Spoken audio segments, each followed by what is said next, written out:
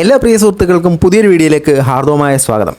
Hema commission report വന്നതിൽ പിന്നെ നമ്മുടെ സിനിമാ മേഖലയിലെ കുൽസിത പ്രവൃത്തികളുടെ അളവ് സുനാമി പോലെ അലതല്ലുകയാണ്. ഇത്തരത്തിൽ അലയടിച്ചലയടിച്ച് ഇത് തമിഴ്നാട്ടിലേക്കും മറ്റ് സംസ്ഥാനങ്ങളിലേക്കും വ്യാപിച്ച വിവരം നിങ്ങളെല്ലാവരും അറിഞ്ഞു കാണുമല്ലോ.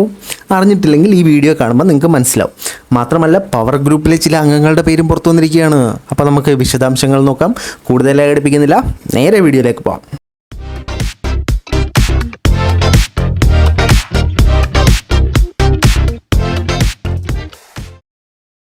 നമ്മുടെ പ്രധാന വിഷയത്തിലേക്ക് കിടക്കുന്നതിന് മുമ്പ് പ്രിയ സുഹൃത്തുക്കളെ, നിങ്ങൾ ആരും ലൈക്കും സബ്സ്ക്രൈബും ഒന്നും ചെയ്യുന്നില്ല കേട്ടോ. പ്രമുഖർക്ക് മാത്രമേ ഇതൊക്കെ കൊടുക്കത്തുള്ളൂ.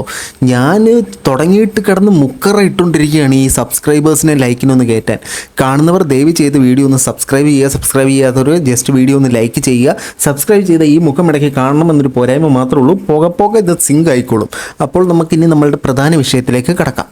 നമ്മൾക്ക് ഇപ്പോൾ നടന്ന വിഷയങ്ങളുടെ ഒരു താത്വിക അവലോകനത്തിലേക്ക് പോയി കഴിഞ്ഞാൽ ആദ്യം ഇത്തരത്തിലൊരു വിഷയം വരുന്നു, ഇത് പുറത്തു വരുന്നു. സിദ്ദിഖ് ഇതിനെതിരെ അമ്മ സംഘടനയുടെ മെയിൻ ആളായ മോഹൻലാൽ ഒന്നും പ്രതികരിക്കുന്നില്ല. സിദ്ദിഖിനെ ഉന്തിത്തള്ളിവിടുന്നു. സിദ്ദിഖ് വന്ന് പ്രതികരിക്കുന്നു. സിദ്ദിഖിൻ്റെ പേര് തന്നെ പുറത്തേക്ക് വരുന്നു. അതായത് സിദ്ദിഖ് പീഡിപ്പിച്ചു എന്ന് പറഞ്ഞുകൊണ്ട് ഒരു വാർത്ത പുറത്തേക്ക് വരുന്നു. അതിനുശേഷം ആരൊക്കെ ഇത്തരത്തിലുള്ള പ്രതികരണം രേഖപ്പെടുത്തിയോ അവരുടെ പേരിലെല്ലാം ഇത്തരത്തിലുള്ള പ്രശ്നങ്ങൾ വരുന്നുണ്ട്. എന്നാൽ വെറുതെ ഇരിക്കുന്നവരുടെ പേരിലും വരുന്നുണ്ട്, അത് വേറെ.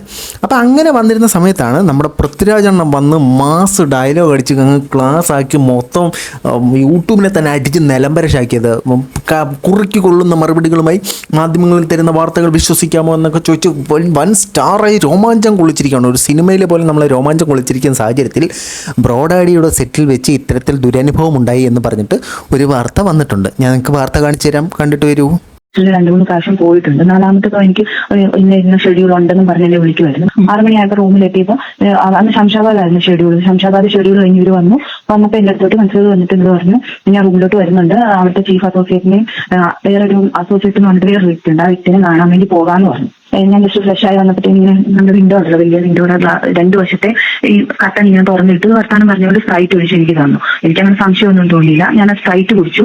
ഈ സോപ്പ് വെള്ളം കുടിച്ചൊരു ഫീലും ഭയങ്കര ഒരു വിറവൽ പോലെ വന്നു.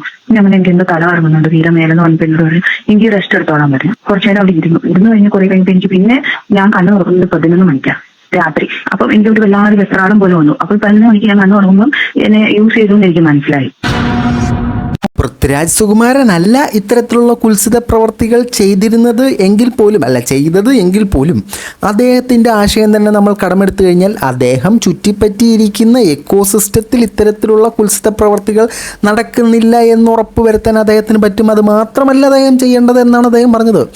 ഒരു സിനിമയുടെ ഡയറക്ടറായിട്ടിരുന്ന ഒരാൾ ഇത്തരത്തിലൊരു പ്രശ്നം അദ്ദേഹത്തിൻ്റെ സെറ്റിൽ നടന്നിട്ട് അറിഞ്ഞില്ല എന്ന് പറഞ്ഞാൽ ആരുടെ പോരായ്മയാണ്? ഫോർ എക്സാമ്പിൾ, നമ്മുടെ നാട്ടിൽ എന്ത് പ്രശ്നം നടന്നാലും നമ്മൾ എന്തിനാണ് പോയി മുഖ്യമന്ത്രിയുടെ പടലേക്ക് കയറുന്നത്? അദ്ദേഹം എല്ലാത്തിനും റെസ്പോൺസിബിളാണ്.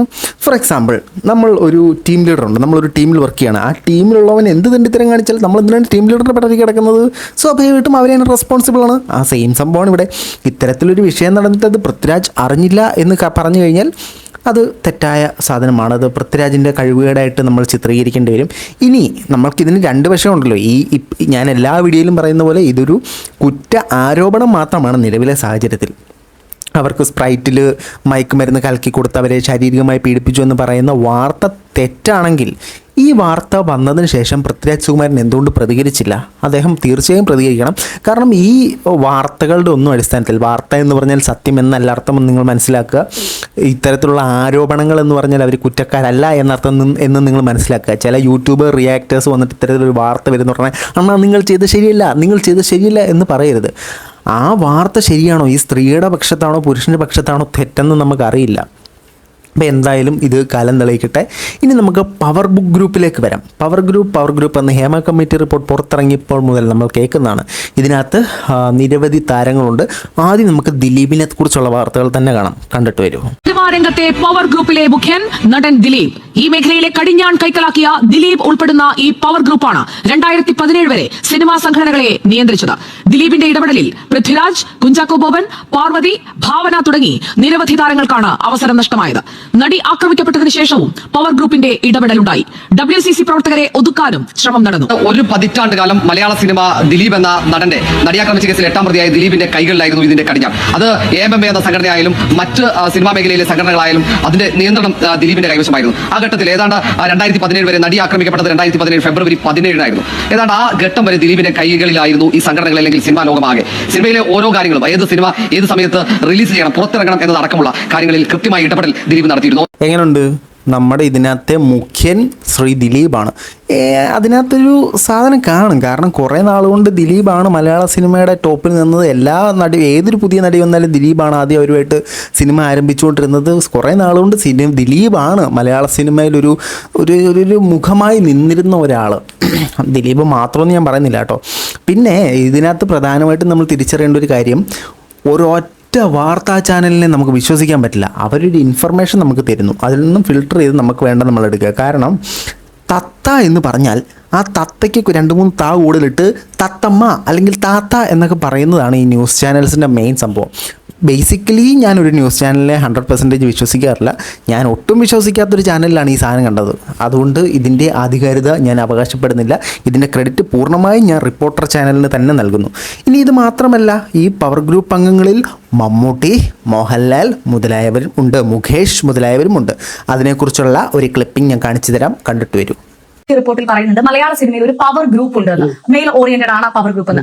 ഷക്കീലാമ്മ മലയാളത്തിൽ അഭിനയിച്ചിരുന്ന കാലത്ത് അത്തരത്തിൽ ഒരു പവർ ഗ്രൂപ്പ് സിനിമയുള്ളതായിട്ട് അറിയാമായിരുന്നു. ആ പവർ ഗ്രൂപ്പ് இப்ப வரைக்கும் இருக்கு. வேற யாரும் இல்ல, மோகன்லால் மம்முட்டி தவிர அங்க யார் பவர் குரூப் இன்ன வரைக்கும் அவர் தான் ஹீரோவா தான் நடிக்கிறாங்க இல்லே. അതെ, അവർക്കാളും ഞാൻ വയസ്സിൽ ചിന്നവളാ. ഞാൻ അമ്മ ആയ വേഷം ചെയ്യുന്നുണ്ട്. അവർ ഇപ്പോഴും ഹീറോ ആയിട്ട് ചെയ്യുന്നുണ്ട്. അവരാണ് മെയിൻ പവർ ഗ്രൂപ്പ്. അവിടെ ഇപ്പോഴും പവർ ഗ്രൂപ്പ് അവരാണ്. അവരാ മറ്റാരുണ്ട് അതിൽ? അതിലിപ്പോ നിങ്ങൾ പറഞ്ഞ പേരെല്ലാം ഉണ്ട്. മുകേഷ് ഉണ്ട്, അവരുണ്ട്, ഇവരുണ്ട്, എല്ലാവരും ഉണ്ട്. പക്ഷെ മെയിൻ അവരാ, മോഹൻലാലും മമ്മൂട്ടിയൊക്കെയാണ്. ഓക്കെ, അപ്പം ദിലീപ് ഹെഡ്, മമ്മൂട്ടി, മോഹൻലാൽ, മുകേഷ്. ഇനി നമുക്ക് 11 പേരെയും കൂടെ കിട്ടണം. അപ്പോൾ 15 പവർ. അതാണ് നമ്മൾ പറഞ്ഞു വന്നിട്ടുള്ളത്. അപ്പോൾ ഇതിനകത്ത് ഇവർ പറയുന്നത് മമ്മൂട്ടി, മോഹൻലാൽ എന്നിവരാണ് ഈ പവർ ഗ്രൂപ്പിൻ്റെ തലപ്പത്തിരിക്കുന്നതെന്നാണ്. അപ്പോൾ ഈ ഇൻ്റർവ്യൂ പൂർണ്ണമായും കണ്ടപ്പോൾ എനിക്ക് മനസ്സിലായത് നമ്മൾ ഉദ്ദേശിക്കുന്ന പവർ ഗ്രൂപ്പ് അല്ല ഉദ്ദേശിച്ചത്. ഇവരുദ്ദേശിച്ചത് മെയിൽ ഡോമിനേഷനിൽ നിൽക്കുന്ന മലയാള സിനിമയിൽ ഇന്നും മെയിൽ ഡോമിനേഷനിൽ തന്നെ കീപ്പ് ചെയ്യുന്ന നടന്മാർ, അല്ലെങ്കിൽ മലയാള സിനിമയെ മുന്നോട്ട് കൊണ്ടുപോകുന്ന പവറായിട്ട് നിൽക്കുന്ന ആളുകളെയാണ് ഇവരുദ്ദേശിച്ചതെന്നാണ് ഈ ഇൻ്റർവ്യൂ കണ്ടപ്പോൾ എനിക്ക് മനസ്സിലായത്. ഈ ഇൻ്റർവ്യൂ നിങ്ങൾ പൂർണ്ണമായും കാണണം. ഇത് പലരും നിങ്ങളെ മിസ്ലീഡ് ചെയ്യാൻ സാധ്യതയുണ്ട് ഈ ഒരു ക്ലിപ്പ് മാത്രം എടുത്തിട്ട്.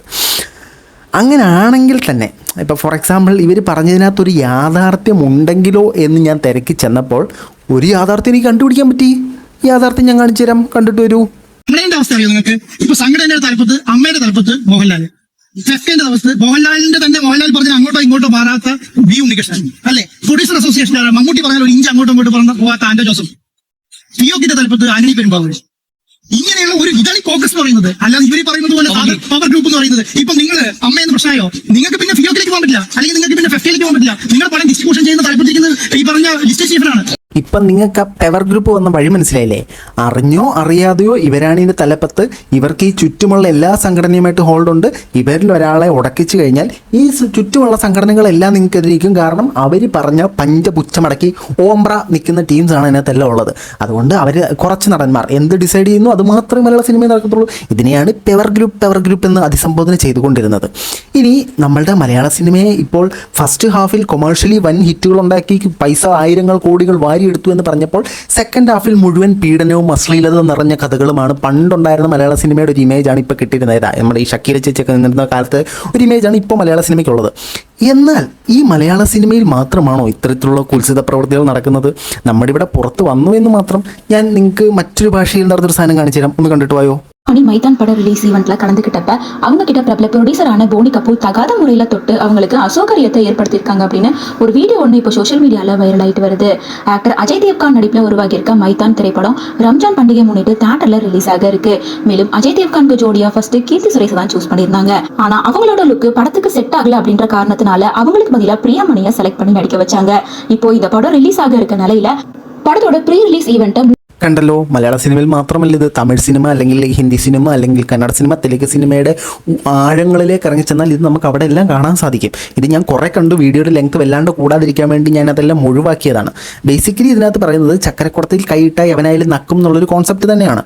പക്ഷേ അവസരങ്ങൾക്ക് വേണ്ടി ഇത്തരത്തിലുള്ള കാര്യങ്ങൾക്ക് നിന്ന് കൊടുത്തിട്ട് ശേഷം വന്നിട്ട് അവരെന്നെ മിസ്ബിഹേവ് ചെയ്തു എന്ന് പറഞ്ഞ് വരരുത് എന്നുള്ളത് മാത്രം. കാരണം ഇപ്പോൾ വന്നിരിക്കുന്ന നടിമാരൊന്നും പ്രശസ്തകളല്ല, അതായത് വലിയ നടിമാരല്ല.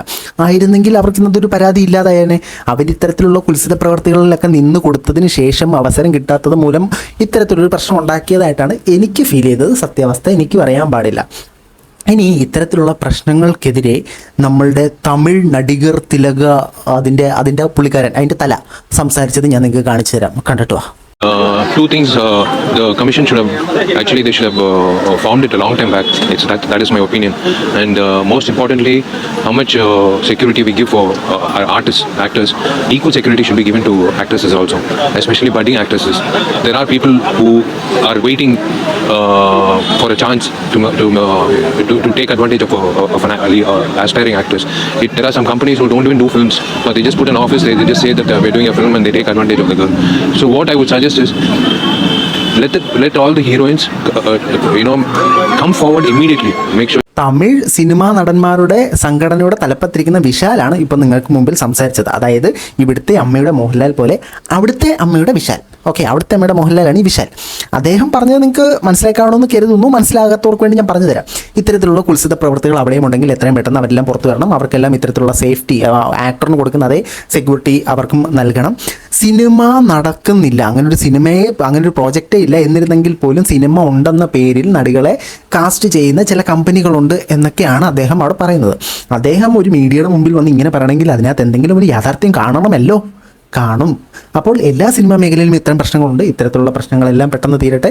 സിനിമാ മേഖലയിൽ മാത്രമല്ല, എല്ലാ തൊഴിലിടങ്ങളിലും എല്ലാ സ്ഥലങ്ങളിലും ഇത്തരത്തിലുള്ള അധിക്ഷേപങ്ങളും അതിക്രമങ്ങളും ചൂഷണങ്ങളും എല്ലാം അവസാനിപ്പിക്കട്ടെ എന്ന് പ്രാർത്ഥിച്ചുകൊണ്ട് ഈ വീഡിയോ ഞാൻ അവസാനിപ്പിക്കുകയാണ്.